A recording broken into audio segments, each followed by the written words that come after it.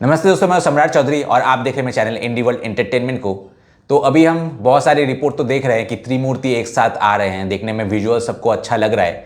लेकिन Chinese media का इसको लेके क्या रिएक्शन है और चाइनीज़ लोगों का ओवरऑल क्या रिएक्शन है, ये तो आपको ज़्यादा दिखेगा नहीं। मैं आपको बता दूं कि एक टाइम पे मतलब बहुत कोई बोलते थे कि चाइनीज़ लोग अच्छे हैं, चाइनीज़ लोग फ्रेंडली है इंडिया के साथ, बट सीसीपी गवर्नमेंट जो है, चाइनीज़ गवर्नमेंट, वो इंडिया के खिलाफ है। मुझे क्योंकि बहुत अच्छे तरीके से पता है, इनके जो कमेंट्स मैं अक्सर अक्सर देखता रहता हूँ, बहुत कम ही है चाइनीज़ लोग जो कि एक्चुअली में इंडिया से फ्रेंडशिप चाहते हैं। और कुछ लोग हैं, बट ज़्यादातर जो है मैं तो कहूँगा कि गवर्नमेंट ज़्यादा फ्रेंडशिप चाह रही है इस टाइम पे कंपेयर टू द पीपल। जो आपकी कमेंट सेक्शन में आपको साफ साफ झलकता है। कुछ तो और भी ज़्यादा नेगेटिव कमेंट्स है जो कि मैंने उठाया भी नहीं, पढ़ा नहीं, बट और भी कुछ बहुत सारे नेगेटिव कमेंट्स थे उसमें। वीडियो शुरू करने से पहले मैं अपना एक पर्सपेक्टिव देना चाहता हूं जो कि किसने दिया नहीं है और इस एंगल से कोई सोच नहीं रहा है। मैं आपको पता है कि ऐसे चीज़ फैक्ट्स बताता हूं जो कि यूजुअली लोग बताते नहीं हैं, तो मेरे दिमाग में ये आया है। भगवान करे ये मेरा जो थॉट प्रोसेस है ये सच ना हो, लेकिन इंडिया को प्रिपेयर्ड रहना पड़ेगा, नेगेटिव सोच के रखना पड़ेगा। अगर आप देखें कि बहुत पहले एक बात उठी थी, इवन आज भी स्पेकुलेशन चलता है कि डोनाल्ड ट्रंप जो है एक रशियन एजेंट है, एक रशियन एसेट है। और जिस तरीके से सेकेंड टेनियर में वो बिहेव कर रहे हैं, आप सोचिए कि इतने सालों का जो रिलेशनशिप था इंडिया के साथ एक पल में मिटा देना। आपको पता होगा कि रशिया बहुत दिनों से ये चाह रहा है कि इंडिया चाइना रशिया का जो है एक अलायंस बने, इंडिया रशिया की ओर ज़्यादा झुके। और मैं भी इनिशियली मुझे पता कि अमेरिका कैसा टाइप का देश है, तो उसलिए ऑब्वियसली मैं चाहता था कि रशिया के ही कैंप में जो है इंडिया तो वैसे इंडिपेंडेंट सेल्फ अलाइनमेंट है इंडिया की पॉलिसी, बट ओवरऑल रशिया के कैंप में साइड जो है ज़्यादा खुल के आए, ये मेरा ख्वाहिश था। लेकिन पुतिन भी क्या मास्टर पीस है, क्या डेंजर पीस है, वो भी मुझे अच्छे तरीके से पता है। हु नोस कि शायद ये पूरा जो चीज़ है, शायद सच में डोनाल्ड ट्रंप एक रशियन एजेंट है। जो पुतिन अकेले नहीं कर पाया था इस दिन की इंडिया चाइना को मिलाना, वो ट्रंप के थ्रू पुतिन हासिल कर रहा है। और जो भी ये चीज़ कर रहा है, देखिए आप, अगर हम डॉट्स को कनेक्ट करें, यूएसए जो है यूरोप के साथ अपना रिश्ता बिगाड़ रहा है, यूक्रेन के साथ जो है वो रशिया भी खुले मैदान में गेन कर रहा है, जो एक न्यूक्लियर थ्रेशोल्ड या फिर जो एक बहुत एस्केलेट हो रहा था, यूरोप और अमेरिका और यूरोप जो एक यूनाइटेड होकर रशिया के अगेंस्ट थे, वो काफ़ी हद तक मेलो डाउन हो चुका है, स्लो डाउन हो चुका है। रशिया को एक एज मिल चुका है। और बाकी जो है आप देखिए हर चीज़ पुतिन के हिसाब से ही जा रहा है। तो who knows, maybe Donald Trump जो है शुरू से ही एक रशियन एसेट ही थे। और ये जो है पूरा जो सिर्फ कुछ कुछ जो पुतिन और ट्रंप के अगेंस्ट कुछ बोल रहे हैं, वो सिर्फ दिखावा है। असल में डोनाल्ड ट्रंप जो है एक रशिया के लिए ही पूरे तरीके से काम कर रहे हैं। इसलिए बहुत ज़्यादा ज़रूरी है कि इंडिया डाइवर्सिफाई रखे अपने अलायंसेस को। जापान, कोरिया या फिर वियतनाम, इन सब सारे आसियान कंट्रीज से भी बहुत अच्छा जो है रिलेशनशिप होना ज़रूरी है, क्योंकि वेस्ट से तो बहुत मुश्किल है। हालांकि कुछ फ्रांस, इटली नहीं बोलूँगा, फ्रांस और कुछ ऐसे देशों से थोड़ा कोलैबोरेशन रख सकता है इंडिया। तो वही है कि डाइवर्स एकदम भी पूरे तरीके से रशियन और चाइनीज़ कैंप में जाना भी ठीक नहीं होगा। India should keep all it's eggs, shouldn't keep all the eggs in one basket. Diversify करना बहुत ज़रूरी है। बट अगर आप डॉट्स को कनेक्ट करें, मुझे तो हाईली सस्पिशियस लग रहा है कि कहीं डोनाल्ड ट्रंप सच में एक रशियन एजेंट ही ना हो और ये रशिया के लिए ही काम कर रहा है शायद। एनीवेज, आज हम चाइनीज़ मीडिया की जो है रिएक्शन वो देखते हैं और मेरे थ्योरी के बारे में आपका भी क्या कहना है, क्या ये हो सकता है, वो भी कमेंट सेक्शन में लिखेगा। So let's start.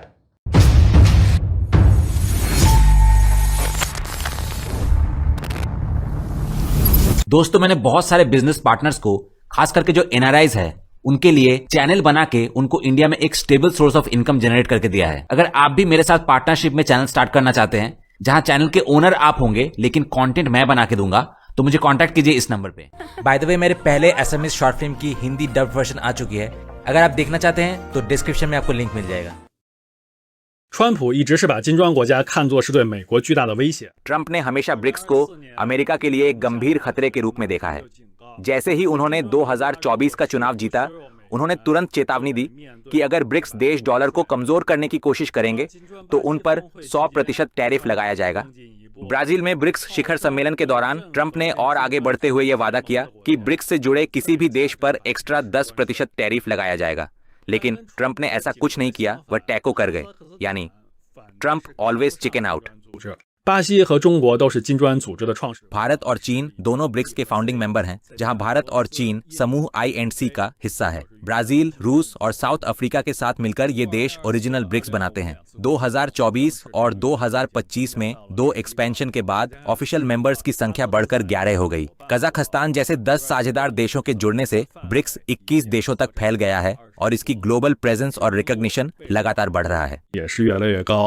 现在很多地区 अब कई रीजन्स अमेरिका से डिसइल्यूजन का अनुभव कर रहे हैं। इसका मुख्य कारण ट्रंप की टैरिफ पॉलिसीज और रूस यूक्रेन वॉर पर उनकी स्थिति है। सोवियत संघ के विघटन के साथ कोल्ड वॉर खत्म होने के बाद अमेरिका विजेता होने के नाते एक स्वाभाविक श्रेष्ठता का अनुभव करता रहा है। दुनिया की इकोनॉमी, टेक्नोलॉजी, कल्चर और यहाँ तक कि सुरक्षा भी अमेरिकी नियमों पर आधारित रही है। इसी कारण अमेरिका को यूनिवर्सल वैल्यूज, डेमोक्रेटिक नॉर्म्स और इकोनॉमिक फ्रीडम का नैतिक लाभ मिला, जिन्हें रूस और चीन कभी पूरी तरह हासिल नहीं कर पाए। लेकिन ट्रंप के दूसरे कार्यकाल में यूरोप पर दबाव डालने के लिए रूस यूक्रेन वॉर का उपयोग करने और दुनिया पर अंधाधुंध टैरिफ्स लगाने से उन्होंने इस श्रेष्ठता की छवि को लगभग हटा दिया है। स्वाभाविक रूप से इस छवि के बिना अमेरिका ने दशकों में जो नेशनल रेप्यूटेशन बनाई थी वह काफी कमजोर हो गई है। ये अमेरिका की डोमेस्टिक पॉलिटिक्स के लिए तो लाभकारी है, लेकिन पूरी दुनिया के लोगों पर इसका नकारात्मक असर पड़ा है। जैसा कि पिछले सर्वेज में दिखा है, अमेरिका के पक्ष में राय तेजी से गिर गई है। हालांकि दुनिया भर की सरकारें असंतुष्ट हैं, फिर भी उनके और अमेरिका के बीच शक्ति का अंतर बहुत अधिक है। 跟美国对比太悬殊，所以有的声音大点，有的是敢怒不敢言。 कुछ देश खुलकर अपनी राय रखते हैं, जबकि कुछ बोलने की हिम्मत नहीं करते। फिर भी अमेरिका के प्रति नीतियां धीरे धीरे बदल रही हैं और इनमें सबसे बड़ा बदलाव निस्संदेह एक और ब्रिक्स देश भारत की ओर से आया है। सभी को आश्चर्य हुआ जब हाल ही में भारत पर 50% टैरिफ लगाया गया। 6 अगस्त को ट्रंप ने अचानक भारत पर 25% का एक्स्ट्रा प्यूनिटिव टैरिफ लगा दिया, बहाना बनाकर कि भारत रूस का तेल खरीद रहा है। इस तरह कुल टैरिफ दर 50% तक पहुंच गई, जिससे भारत ब्राजील के बराबर हो गया और चीन की 30% की टैरिफ रेट से थोड़ा ज्यादा रहा। कोइंसिडेंस हो या जानबूझकर, ब्रिक्स देशों पर अब बड़े देशों में सबसे अधिक टैरिफ्स लगाया गया है, कुछ छोटे देशों जैसे लेसोथो को छोड़कर। इससे मोदी का दिल टूट गया। वास्तव में वे मॉडर्न इंडियन हिस्ट्री में सबसे अधिक प्रो अमेरिकी नेता रहे हैं और पिछले 1 दशक से अधिक समय से अमेरिका की इंडो पैसिफिक रणनीति में चीन को रोकने की मुख्य ताकत रहे हैं। यहाँ तक कि ब्रिक्स के भीतर भी भारत ने जानबूझकर संगठन को धीमा करने का काम किया है। फॉर्मर इंडियन डिप्लोमेट भद्र कुमार ने एक इंटरव्यू में कहा था कि यदि ब्रिक्स देश अपनी फाइनेंशियल सिस्टम्स विकसित करने में असफल रहे तो इसके लिए ट्रंप को भारत का शुक्रिया अदा करना चाहिए, क्योंकि यह भारत के विरोध की वजह से हुआ। 印度的反对，印度对用美元交易没有问题。 भारत को अमेरिकी डॉलर में व्यापार करने में कोई दिक्कत नहीं है, लेकिन उसे उम्मीद नहीं थी कि उस पर 50% टैरिफ लगाया जाएगा। मोदी का मन वास्तव में समर्पित था, लेकिन ट्रंप ने निर्दयी और अनसिंपैथेटिक रवैया अपनाया। ट्रंप की आदत ऊंची कीमतें मांगने और फिर पनिशिंग टैरिफ्स लगाने की केवल एक कोशिश थी, मोदी पर दबाव डालने की कि वे अन्य क्षेत्रों में रियायत दें। उन्होंने एक रास्ता भी छोड़ा, ये कहते हुए कि 27 अगस्त को निगोशिएटर्स को भारत भेजा जाएगा, लेकिन अनएक्सपेक्टेडली रूप से मोदी ने पलटवार किया। 25 अगस्त को भारत ने अचानक घोषणा की कि टॉक्स रद्द कर दी गई हैं और अमेरिकियों को स्वीकार भी नहीं किया जाएगा, जिससे ट्रंप बीच में लटक कर रह जाएंगे। वास्तविक रूप से देखा जाए तो भारत के लिए अमेरिकी मांगे मानना बेहद कठिन है। उदाहरण के लिए एग्रीकल्चर सेक्टर में भारत की 42% लेबर फोर्स लगी हुई है, जो अधिकतर छोटे किसान हैं। ये अमेरिका के बड़े बड़े खेतों से बिल्कुल मुकाबला नहीं कर सकते। अगर अमेरिकी एग्रीकल्चरल प्रोडक्ट्स भारत में आ गए तो इस 42% मजदूर शक्ति का क्या होगा। जहां तक स्टील और ऑटोमोबाइल जैसी इंडस्ट्रीज की बात है, ट्रंप ने भारत से इन्हें और खोलने की मांग की है, लेकिन समस्या ये है कि टाटा स्टील और टाटा मोटर्स जैसी कंपनियां भारत के इंडस्ट्रियलाइजेशन का सबसे उच्च स्तर और मुख्य आधार हैं। अगर इन सेक्टर्स को खोला गया और उन पर अमेरिकी प्रोडक्ट्स का असर पड़ा तो क्या भारत का अपना इंडस्ट्रियल डेवलपमेंट आगे बढ़ पाएगा? 要是一开放受到美国产品冲击，印度自身的工业化还要不要发展？ इसलिए इन मुद्दों पर कोई समझौता संभव नहीं है और भारत के लिए उन पर बातचीत करना बेहद कठिन है। फिलहाल इन्हें एक तरफ रख दिया गया है, कम से कम तब तक जब तक मोदी की मुलाकात शी जिनपिंग से नहीं होती। 31 अगस्त को मोदी तियानजिन गए और एससीओ शिखर सम्मेलन में शामिल हुए। यह 2020 के भारत चीन सीमा संघर्ष के बाद मोदी की चीन की पहली यात्रा थी। यह बर्फ पिघलाने वाली यात्रा ट्रंप के 25% प्यूनिटिव टैरिफ्स के कारण संभव हुई। अगर याद करें, जून में हुए हुए एससीओ मिनिस्टर्स की बैठक में भारत पाकिस्तान एयर वॉर पर चर्चा के कारण भारत असंतुष्ट रहा और उसने हस्ताक्षर करने से इनकार कर दिया। अंततः कोई जॉइंट स्टेटमेंट भी जारी नहीं हुआ, जिससे वह एक अकेला कार्यक्रम बन गया। मोदी ने पिछले साल का एससीओ शिखर सम्मेलन भी नहीं अटेंड किया था। वास्तव में चीन नेतृत्व वाले एससीओ में भारत ने हमेशा अपनी अलग राह अपनाई है। इसे 2 शब्दों में समझाया जा सकता है, स्वीकार करने से इनकार। 不服。所以这么长时间，莫迪来不来天津一直不表态。 काफी समय तक मोदी ने यह स्पष्ट नहीं किया कि वे तियानजिन शिखर सम्मेलन में जाएंगे या नहीं। केवल 6 अगस्त को जब ट्रंप ने प्यूनिटिव टैरिफ्स की घोषणा की, तभी भारत ने अचानक इशारा दिया कि मोदी इस पर विचार कर रहे हैं। शी जिनपिंग ने इस संकेत को समझा और तुरंत वांग यी को अर्जेंट विजिट पर भारत भेजा ताकि प्रक्रिया का पालन करते हुए मोदी को व्यक्तिगत रूप से आमंत्रित किया जा सके। इस तरह जहां अन्य देशों के साथ एससीओ शिखर सम्मेलन केवल सिंबॉलिक था, वहीं मोदी से मुलाकात ही असली मायने रखती थी। शी जिनपिंग को समर्थन की जरूरत थी और मोदी को भी सहारे की। इस प्रकार ट्रंप ने अनजाने में मोदी और शी जिनपिंग के बीच 2 तरफा बातचीत की स्थिति बना दी।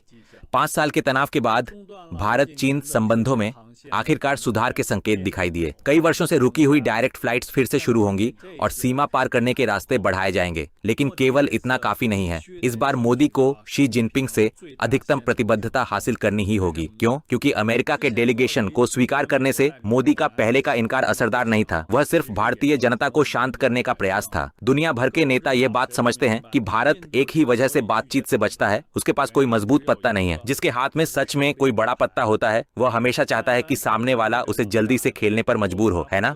赶紧出牌呢，对吧？所以习近平这边能给什么承诺？ तो शी जिनपिंग आखिर कौन से वादे कर सकते हैं? क्या चीनी फंड अमेरिका द्वारा छोड़े गए निवेश और व्यापार की कमी को पूरा कर सकते हैं? और अगर हाँ, तो किस हद तक? ये सीधे सीधे भारत की अगली बातचीत में सौदेबाजी की स्थिति को प्रभावित करता है। इसीलिए मोदी की तियानजिन यात्रा सफल होना ही चाहिए। अगर वे खाली हाथ लौटते हैं तो यह पूरी तरह असफलता होगी। देश के भीतर उनके पास कोई नेगोशिएशन लेवरेज नहीं होंगे और बाहर से कोई मजबूत सहारा नहीं होगा। तब ट्रंप उन्हें बेरहमी से दबाएंगे। दूसरी ओर शी जिनपिंग को भी मोदी की जरूरत है, लेकिन उतनी नहीं। चीन पहले से ही 8 साल से अमेरिका के साथ ट्रेड वॉर में है और भारत से कहीं ज्यादा तैयार है। भारत कभी भी चीन की एड फ्रेमवर्क का हिस्सा नहीं रहा। इसीलिए इस बार मोदी का मजबूर होकर समझौते का हाथ बढ़ाना बीजिंग के लिए सुखद आश्चर्य है। यही कारण है कि शी जिनपिंग मोदी की आर्थिक मांगों को मानने के लिए तैयार होंगे, लेकिन चीन का भारत से इंपोर्ट्स बढ़ाना या भारत में निवेश करना निश्चित रूप से RMB के इस्तेमाल की शर्त रखेगा, कम से कम आंशिक रूप से। चीन अपनी कीमती विदेशी मुद्रा भंडार से भारत की मदद नहीं करेगा। इसके अलावा RMB का इंटरनेशनलाइजेशन हमेशा से चीन की स्ट्रेटेजिक दिशा रही है। वास्तव में 2018 से ही चीन ने भारत के साथ RMB में ट्रेड सेटलमेंट्स का प्रस्ताव रखा था, लेकिन भारत हमेशा बेहद सतर्क रहा और लगातार अड़चने डालता रहा। इसलिए कोई प्रगति नहीं हो सकी। 一直设置障碍，所以迟迟呢没有进展。但此一时彼一时， लेकिन समय बदल चुका है। कभी भारत को अमेरिका रिंजाने की कोशिश करता था, लेकिन अब वह ट्रंप के टैरिफ डंडे का निशाना बन गया है। हालात व्यक्ति से बड़े होते हैं और मोदी को शायद RMB सेटलमेंट मानना पड़ सकता है। रेसिप्रोसिटी के नजरिए से मोदी सबसे ज्यादा रुपयों के इस्तेमाल की मांग करेंगे और यही दिलचस्प बात है। अगर यह चलता रहा तो क्या यह लोकल करेंसीज में लेन देन नहीं बन जाएगा? क्या यही वह ब्रिक्स पेमेंट सिस्टम नहीं है जिसे ब्रिक्स संगठन सालों से लागू करना चाहता था, लेकिन भारत के विरोध की वजह से आगे नहीं बढ़ पाया? कई सालों से ब्रिक्स इस पर चर्चा कर रहा है कि अमेरिकी डॉलर के स्विफ्ट सिस्टम को अपनी पेमेंट सिस्टम से बदल दिया जाए। रूसो यूक्रेन वॉर और रूस पर लगे प्रतिबंधों के बाद यह रूस के लिए और भी ज्यादा जरूरी हो गया है। पिछले साल कजान में हुए ब्रिक्स शिखर सम्मेलन में रूस ने कई योजनाएं पेश की। उनमें से 2 सबसे अहम थीं। एक, हर देश अपनी ही मुद्रा में भुगतान करे और एक फंड पूल बनाया जाए जो क्लियरिंग सिस्टम के ऊपर काम करे, बिल्कुल केंद्रीय बैंक की तरह। 2 ब्लॉकचेन का इस्तेमाल कर ब्रिक्स कॉइन जारी किए जाए जो हर देश की मुद्रा से जुड़े हों। दोनों तरीकों के अपने फायदे और नुकसान हैं, इसीलिए विस्तार में जाने की जरूरत नहीं। संक्षेप में असली लक्ष्य है डीडॉलराइजेशन। यही वजह है कि शुरू से ही ट्रंप ब्रिक्स से बेहद सतर्क हैं और उन पर डॉलर को कमजोर करने का आरोप लगाते हैं। 美元，而且他非常清楚， वह अच्छी तरह जानता है कि दोनों लीडिंग कंट्रीज, रूस जो सैंक्शन से बचना चाहता है और चीन जो अपनी इकोनॉमिक इन्फ्लुएंस को बढ़ाना चाहता है, के पास मजबूत कारण है। वर्तमान में ब्रिक्स का आकार देखें, 11 सदस्य देश और 10 साझेदार देश मिलाकर कुल जनसंख्या 4.5 अरब है, जो दुनिया की 56% आबादी है और क्रय शक्ति समानता के आधार पर ग्लोबल GDP का 44% हिस्सा रखते हैं, जो G7 के 41% से अधिक है। इसके अलावा चीन और रूस के सामने कोई तकनीकी बाधा नहीं है। जैसे ही ब्रिक्स पेमेंट सिस्टम शुरू होती है, इतने बड़े स्तर पर यह सीधे अमेरिकी डॉलर की मुख्य निपटान मुद्रा की भूमिका को चुनौती देगी। डॉलर मजबूत तो रहेगा, लेकिन उसका एकमात्र वैश्विक प्रभुत्व खत्म हो जाएगा और द्वितीय विश्व युद्ध के बाद स्थापित अमेरिकी वर्चस्व का अंत होगा। बहुत से लोग यह देखते हुए कि चीन और रूस डॉलरीकरण खत्म करने में सबसे सक्रिय हैं, इसे तुरंत वैचारिक मुद्दा बता देते हैं। 到现在，新兴国家呢也差不多成年了。 अब उभरते हुए देश लगभग परिपक्व हो गए हैं और अब वे अमेरिकी फूड स्टैंप्स के जरिए सीनियोरिज नहीं चुकाना चाहते। स्वाभाविक रूप से इसी वजह से उन्होंने ब्रिक्स पेमेंट सिस्टम बनाने का विचार किया। जैसा कि एक फॉर्मर इंडियन डिप्लोमेट ने कहा, इस पहल की सबसे बड़ी बाधा भारत था।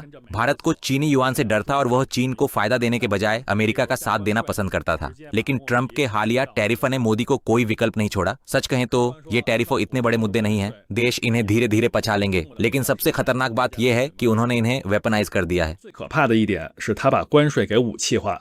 तो आइए शुरुआत के सवाल पर लौटते हैं। क्या ब्रिक्स एक पेपर टाइगर है या रियल टाइगर? इस पर अलग अलग तरह से चर्चा करनी होगी। इंस्टीट्यूशनल दृष्टिकोण से देखा जाए तो यह वास्तव में ढीला है।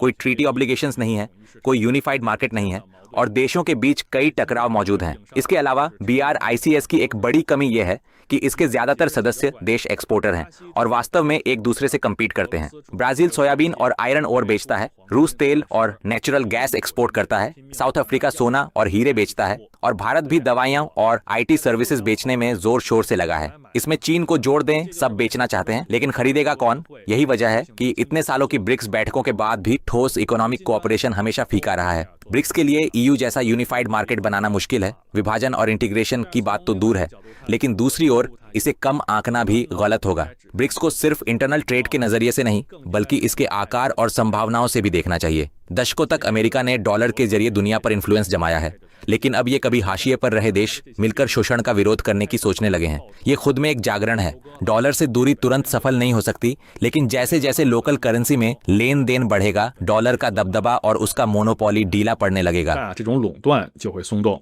अगर आप पॉलिटिक्स और इकोनॉमिक्स से जुड़ी विषयों में रुचि रखते हैं तो कृपया गोल फैन को सब्सक्राइब करें। देखने के लिए धन्यवाद। अगली बार फिर मिलते हैं।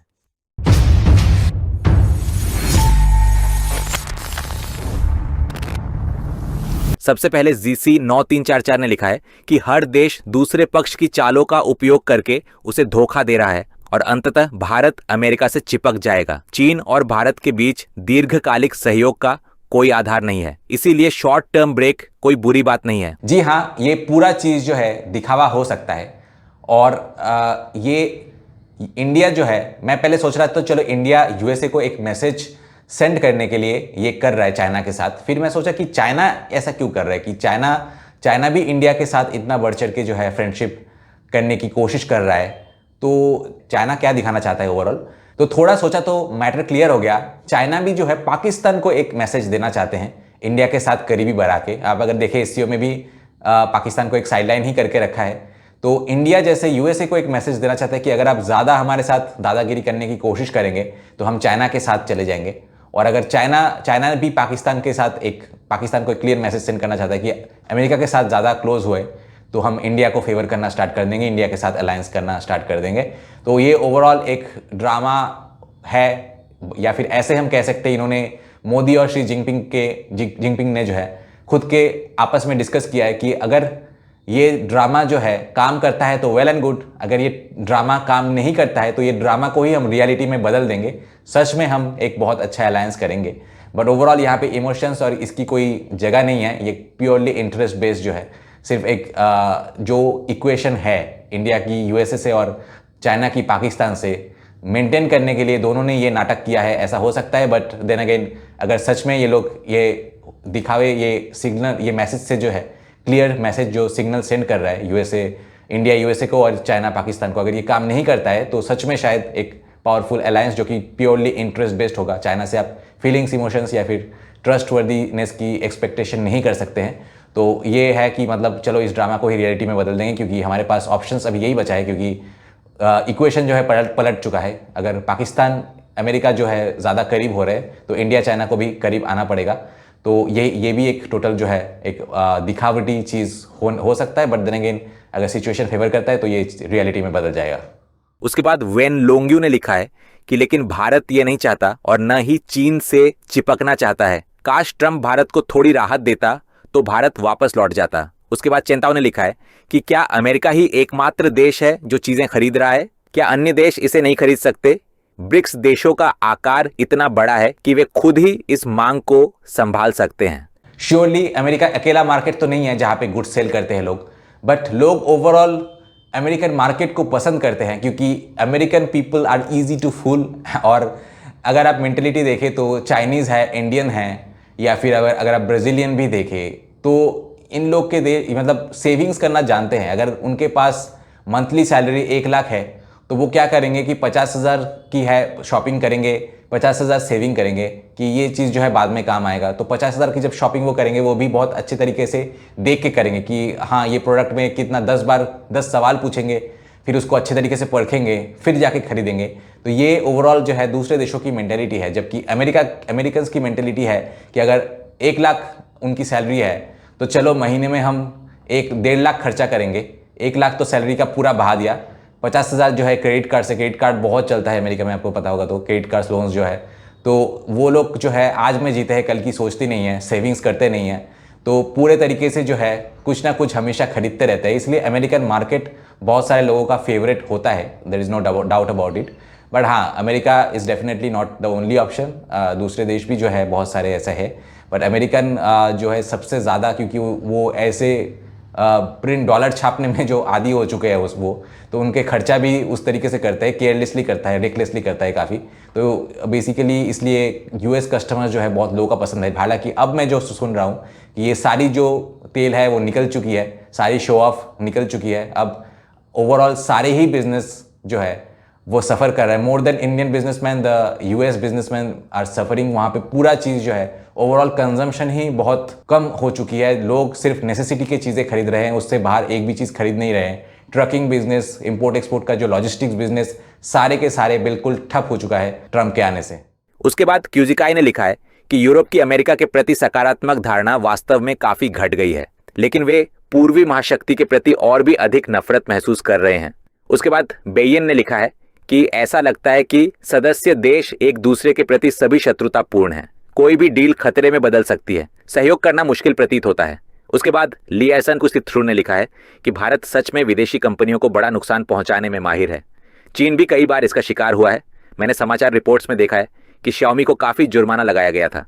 उसके बाद मिंग जुझेंग्स 10 साल का जीवन काउंटडाउन ने लिखा है कि ब्रिक्स देश बिना भारत के भी जीत सकते हैं, लेकिन भारत के साथ कहना मुश्किल है। उसके बाद एच सुएत्सुकिंका ने लिखा है कि हर देश के निर्यात वस्त्र अलग अलग हैं, क्या आपसी आदान प्रदान के जरिए व्यापार करना संभव नहीं है? उसके बाद लिंग बोइबू ने लिखा है कि चीन भारत बातचीत में हमेशा ऐसा लगता है कि चीन बहुत उत्साही है जबकि भारत ठंडा रहता है। चीन भारत के प्रति इतना मोहित क्यों है? बार बार धोखा मिलने के बावजूद इतना समर्पित क्यों बना रहता है? ये सामान्य व्यक्ति की समझ से परे है और हमारे नियंत्रण में नहीं है। हमें बस ये देखना चाहिए कि चीन दोनों तरफ खुशी खुशी कैसे जुड़ा रहता है। उसके बाद शानहुआ हुआंग ने लिखा है कि सोनर और लेटर भारत उत्तर अमेरिका और इंडालिया को विजय करेगा। बस इंतजार करो और देखो, मधुमक्खी को घोंघा पीछा करता है, ये नहीं जानता कि पीछे कोई बुलबुल है। भारत के उदय की जय हो। उसके बाद ची यू ने लिखा है कि what can I do with the Indian currency. उसके बाद डामिंगली ने लिखा है कि भारत ने 2022 के बाद रूस के कच्चे तेल की बड़ी मात्रा खरीदी है, जो वास्तव में उसकी अपनी गलती मानी जा सकती है। उसके बाद वू वाई जोंगयोंग ने लिखा है कि पुतिन आत्मविश्वासी हैं, मोदी जिद्दी तौर पर जिद्दी हैं। उसके बाद डामिंगली ने लिखा है कि क्या बाकी दुनिया को अमेरिका का फायदा उठाना ही होगा?